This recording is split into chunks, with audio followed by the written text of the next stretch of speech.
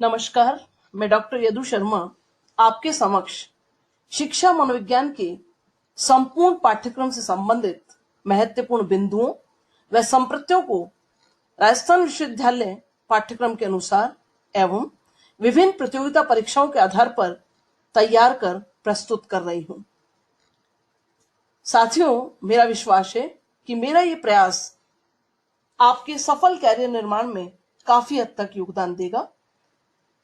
संपूर्ण पाठ्यक्रम को तैयार करते समय जो प्रमुख बात मैंने ध्यान रखी है वो ये कि प्रत्येक कंटेंट के साथ आपको की नोट्स दिए जा रहे हैं। उन की नोट्स को ध्यान से समझने के बाद आप किसी भी प्रतियोगिता परीक्षा में अपने सही विकल्प का चयन कर पाने में सफल एवं समर्थ हो सकेंगे, ऐसा मेरा प्रयास है। तो आइए हम शुरू करते हैं। शिक्षा मनोविज्ञान एक सामान्य परिचय। वैश्वीकरण के युग में किसी भी राष्ट्र या देश की भौतिक एवं मानवीय संपदा ही उसके विकास का प्रमुख आधार होती है। ध्यान दीजिए कि यहां भौतिक एवं मानवीय संपदा जो कि मैंने कीनोट्स के रूप में आपके सामने रखी है। अब प्रश्न आपसे पूछा जा सकता है कि वैश्वीकरण के युग में अगर किसी राष्ट्र को विकास करना है तो उसके लिए प्रमुख आधार है, अर्थात भौतिक एवं मानवीय संपदा। किसी भी राष्ट्र की प्रगति का आधार उसमें निवास करने वाले नागरिकों को विकास के समुचित अवसर मिलने व उनका लाभ उठा पाने में सक्षम होना होता है।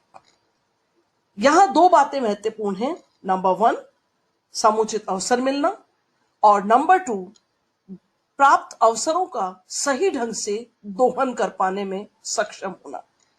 कोई भी राष्ट्र तभी प्रगति करता है जब उसके नागरिकों में ये दोनों गुण विद्यमान होते हैं।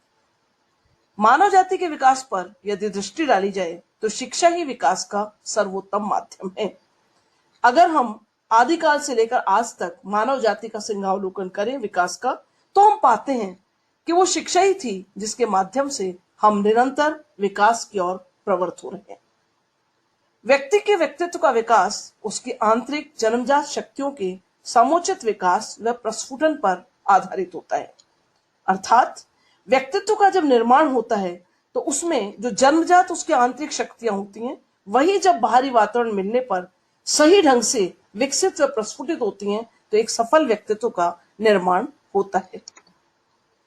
अंतर्निहित शक्तियों के सही प्रस्फुटन के अभाव में मानव व्यक्तित्व कुंठित व भ्रमित हो जाता है। इतिहास साक्षी है कि एक तरफ अर्जुन है और दूसरी तरफ कर्ण है। दोनों के व्यक्तित्व के आधार पर आप सही ढंग से इसका आकलन कर सकते हैं कि अगर अंतर्निहित शक्तियों को सही प्रस्फुटन मिलेगा तो आप सर्वश्रेष्ठ धनुर्धर साबित होंगे, और अगर नहीं मिलेगा तो आप पूरी जिंदगी फ्रस्ट्रेट रहेंगे और स्वयं में ही कंफ्यूज रहेंगे। किसी भी राष्ट्र समाज का ये नैतिक दायित्व है कि वो अपने नागरिकों की जन्मजात अंतर्निहित शक्तियों व योग्यताओं का अधिकतम विकास करे। ये सरकार का दायित्व बनता है, समाज का दायित्व बनता है, एक राष्ट्र का दायित्व बनता है कि जो भी व्यक्ति, जो भी उस राष्ट्र के अंदर नागरिक हैं, उनकी जो भी जन्मजात अंतर्निहित शक्ति हैं, उनको सही ढंग से विकसित करने में अपना योगदान दे। वर्तमान समय में प्रत्येक राष्ट्र अपनी भौतिक एवं मानवीय संपदा को महत्वपूर्ण मानकर उनमें समुचित विकास एवं संरक्षण पर बल दे रहा है। आज जापान के विकास की अगर मैं बात करूं तो उसमें भी सर्वश्रेष्ठ योगदान है वहां की मानवीय संपदा का। शिक्षा का लक्ष्य मानव व्यवहार को परिष्कृत एवं परिमार्जित करना। यहां जो महत्वपूर्ण बात है वो ये कि जो मानव व्यवहार जन्मजात अंतर्निहित शक्तियों के साथ प्रकट करने के लिए या उनकी योग्यताओं को प्रस्फुटित करने के लिए जो प्रयास किए जाते हैं, वो माध्यम, वो साधन है शिक्षा। और शिक्षा का उद्देश्य है उसमें सकारात्मक और वांछनीय परिवर्तन लाना। शिक्षा की प्रक्रिया जन्म से लेकर मृत्यु पर्यंत तक चलने वाली सतत प्रक्रिया है, यानी पालने से लेकर शमशान घाट तक जो कोई भी जीवन के अनुभवों से, घटित घटनाओं से आप सीखते हैं, वो शिक्षा है। प्रारंभिक अवस्था में बालक के लिए माता पिता, परिवार के सदस्य, पड़ोसी व उसके संपर्क में आने वाले रिश्तेदार ही अनौपचारिक ढंग से शिक्षा प्राप्त करने का एकमात्र साधन होते हैं। अर्थात परिवार को बालक की प्रथम पाठशाला माना जाता है। गत दशक में औपचारिक शिक्षा की जो उम्र थी वो प्रारंभ होती थी 5 से 6 वर्ष की आयु में। तब संयुक्त परिवार की व्यवस्था थी।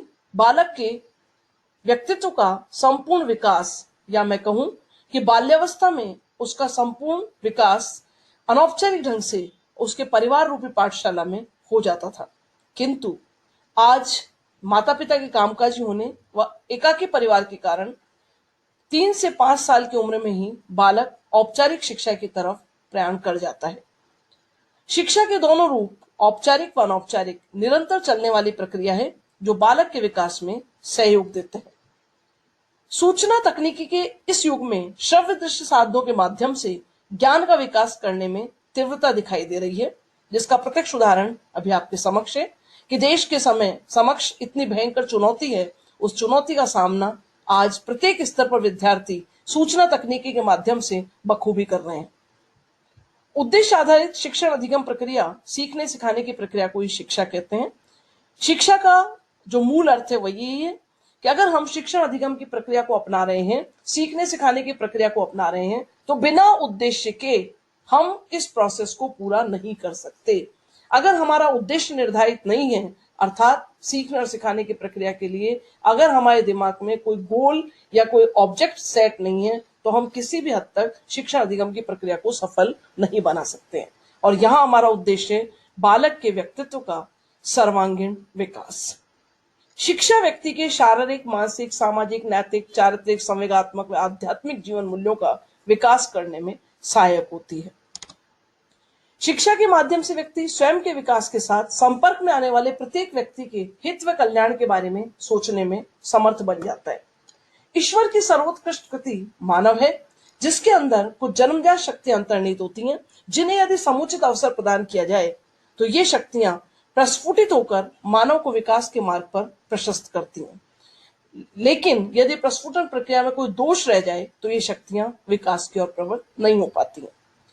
मानव शक्तियों के समुचित विकास का दायित्व देश व समाज का होता है, जिस कारण प्रत्येक राष्ट्र शिक्षा के माध्यम से मानवीय संसाधनों को विकसित करने हेतु दृढ़ संकल्पित होता है।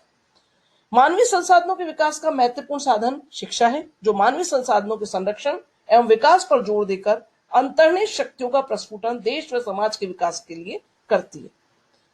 शिक्षा के द्वारा मनुष्य को सभ्य व सुसंस्कृत बनाने का प्रयास किया जाता है। शिक्षा का अर्थ। शिक्षा शब्द संस्कृत भाषा के शिष्य धातु में अप्रत्यय लगाने से बना है। शिष्य शब्द का अर्थ है सीखना एवं सिखाना, अतः शिक्षा का शाब्दिक अर्थ है सीखने व सिखाने की प्रक्रिया, process of teaching and learning. शिक्षा शब्द अंग्रेजी भाषा के एजुकेशन से विकसित हुआ है। एजुकेशन शब्द लैटिन भाषा के एडुकेटम से विकसित हुआ। इसमें एडुकेटम शब्द इसी समय के दो शब्दों से मिलकर बना, ई तथा ड्यूको। ई का अर्थ है अंदर से और ड्यूको का अर्थ है बाहर की ओर निकालना। लैटिन भाषा के दो शब्द एडुकेयर व एडुसियर से एजुकेशन शब्द बना है, जिसमें एडुकेयर से आशय है आगे बढ़ाना व एडुसियर से आशय है बाहर निकालना, to bring up and to lead out. अर्थात बालक की अंतर्निहित शक्तियों को, जो कि जन्मजात शक्तियां हैं, उनको बाहर निकालने का सही ढंग से कार्य एक अध्यापक के द्वारा उसी माली की भांति किया जाता है, जैसे अंगूर की लता को पुष्पित और पल्लवित करने में एक कुशल माली अपना योगदान देता है। शिक्षा का संकुचित अर्थ। शिक्षा के संकुचित अर्थ से आशय एक निश्चित समय, एक निश्चित स्थान, एक निश्चित पाठ्यक्रम व एक निश्चित व्यक्ति से, जिसमें शिक्षा का अर्थ औपचारिक शिक्षा से होता है। माता पिता, समाज, परिवार आदि के द्वारा बालक को प्रदत्त अप्रत्यक्ष ज्ञान व शिक्षा इसमें नहीं आती है। विद्यालय, महाविद्यालय व विश्वविद्यालय द्वारा प्रदत्त शिक्षा इस संदर्भ में आती है, जो कि आपकी हकीकत में डिग्रीधारी शिक्षा की श्रेणी में आती है। शिक्षा का व्यापक अर्थ।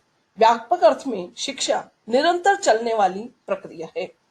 ये बालक के जन्म से लेकर मृत्यु पर्यंत तक चलती है, यानी पालने से लेकर शमशान घाट तक आप जो कुछ भी सीखते हैं वो शिक्षा का व्यापक रूप है। जीवन में घटित घटनाओं व अनुभवों के आधार पर प्राप्त ज्ञान को शिक्षा कहते हैं। अर्थात जीवन में घटित घटनाएं यदि सुखद अनुभूति कराती हैं तो भी हम उसे ग्रहण करते हैं, और यदि वो दुखद अनुभूति कराती हैं तो भी हम उसे ग्रहण करते हैं। लेकिन हम केवल उन्हीं घटनाओं की पुनरावृत्ति करते हैं जो सुखद अनुभूति कराती हैं। जो दुखद अनुभूति कराती हैं, हम जीवन के अनुभव से सीख जाते हैं, हम उन घटनाओं की पुनरावृत्ति नहीं करते हैं। शिक्षा की कुछ महत्वपूर्ण परिभाषाएं। इन परिभाषाओं का जब मैंने संकलन किया तो प्रश्न ये आया दिमाग में कि अगर ऑब्जेक्टिव टाइप प्रश्न आपसे पूछा जाता है परिभाषाओं के आधार पर, तो कुछ की नोट्स मैंने आपके लिए डाले हैं। आपको पूरी परिभाषाओं को याद करने की, रटने की आवश्यकता नहीं है। आप इसमें समझने का प्रयास करें कि किस विचारक के द्वारा किस महत्वपूर्ण कंपोनेंट पर अपना ध्यान दिया गया है। उसके आधार पर यदि आप इन परिभाषाओं को तैयार करते हैं तो यकीन मानिए कि ऑब्जेक्टिव टाइप प्रश्नों में आपका एक भी प्रश्न गलत नहीं होगा। चलिए प्रयास करते हैं। शिक्षा की महत्वपूर्ण परिभाषाओं में पहली परिभाषा स्वामी विवेकानंद के अनुसार मनुष्य में पूर्वनिहित पूर्णता को अभिव्यक्त करना ही शिक्षा है। अब यहां जो पूर्वनिहित पूर्णता का मतलब जन्मजात जो ईश्वर प्रदत्त है, वो पूर्णता जो मेरे अंदर है, उसको मुझे अभिव्यक्त करना है शिक्षा के माध्यम से, यही शिक्षा है। महात्मा गांधी के अनुसार शिक्षा से मेरा अभिप्राय बालक तथा मनुष्य के शरीर, मस्तिष्क तथा आत्मा के सर्वांगीण एवं सर्वोत्तम विकास से है।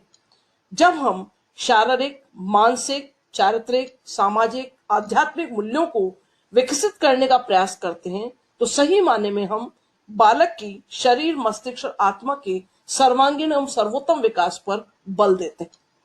अरस्तु के अनुसार स्वस्थ शरीर में स्वस्थ मस्तिष्क का निर्माण करना ही शिक्षा है।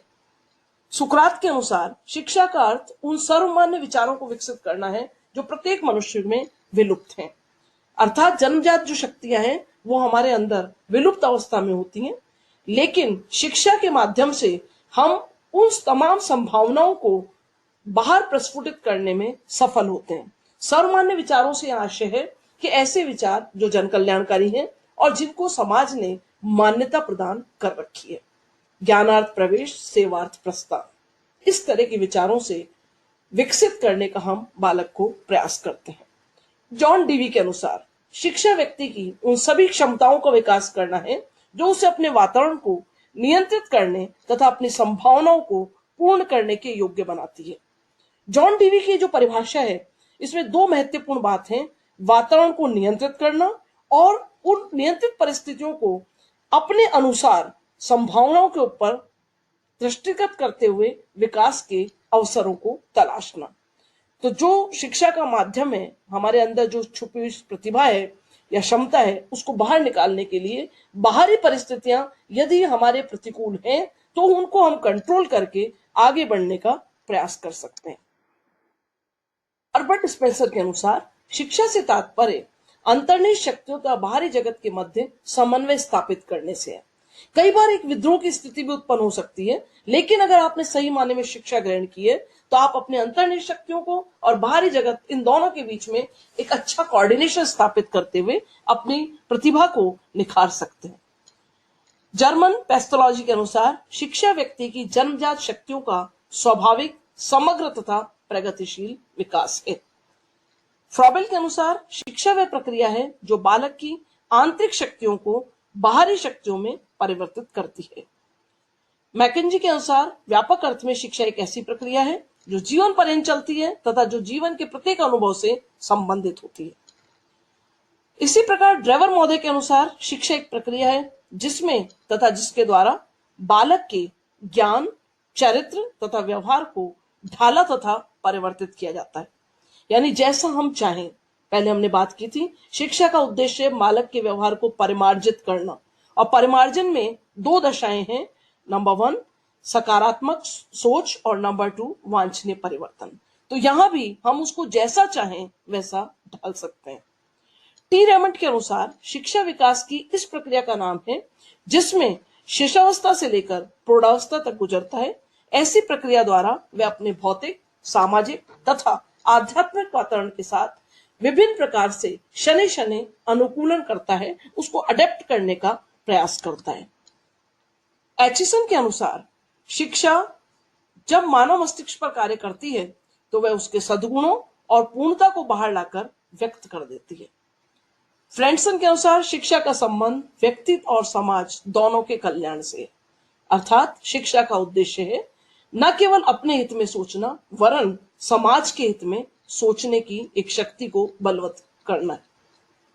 रॉबर्ट यूलिप के अनुसार शिक्षा व्यक्तियों के द्वारा व्यक्तियों के लिए की जाने वाली प्रक्रिया है और ये सामाजिक प्रक्रिया है और इसको समाज के संपूर्ण स्वरूप व कार्यों से पृथक नहीं किया जा सकता। यानी रॉबर्ट यूलिप ने एक सोशल प्रोसेस की बात की है, सामाजिक प्रक्रिया की बात की है। कांट के शब्दों में शिक्षा व्यक्ति की उन समस्त पूर्णताओं का विकास करती है जिनकी उनमें क्षमता होती है। अर्थात जन्मजात शक्तियां जो पहले से आपके अंदर पूर्णित हैं उनको बाहर लाने का, उनको सही मार्ग दिखाने का, उनको प्रस्फुटित करने का कार्य शिक्षा के द्वारा किया जाता है। इस विचार के समर्थक हैं कांट महोदय। विद्याया विन्दते अमृतम, केनोपनिषद के अनुसार विद्या से अमृत मिलता है। सा विद्या या विमुक्ति, ये गीता का कथन है। गीता के अनुसार विद्या वह है जो बंधन से मुक्त करती है। ये दोनों मैंने इसलिए डाले हैं कि कई बार प्रतियोगी परीक्षाओं में पूछ लिया जाता है कि ये कथन किस ग्रंथ से लिया गया है। शिक्षा मानव व्यवहार का परिमार्जन है। जो सारी परिभाषाओं का अगर हम विश्लेषण करें तो हम ये पाते हैं कि सही मायने में शिक्षा मानव व्यवहार को सही दिशा में सही तरीके से आगे पहुंचाने का एक माध्यम है। Thanks for watching this video. उम्मीद है कि आपको मेरा ये प्रयास पसंद आएगा। आप चाहें तो इसे अपने दोस्तों के साथ शेयर करें व सब्सक्राइब करें ताकि इस सीरीज का अगला वीडियो आप तक जल्दी पहुंचा सकूं।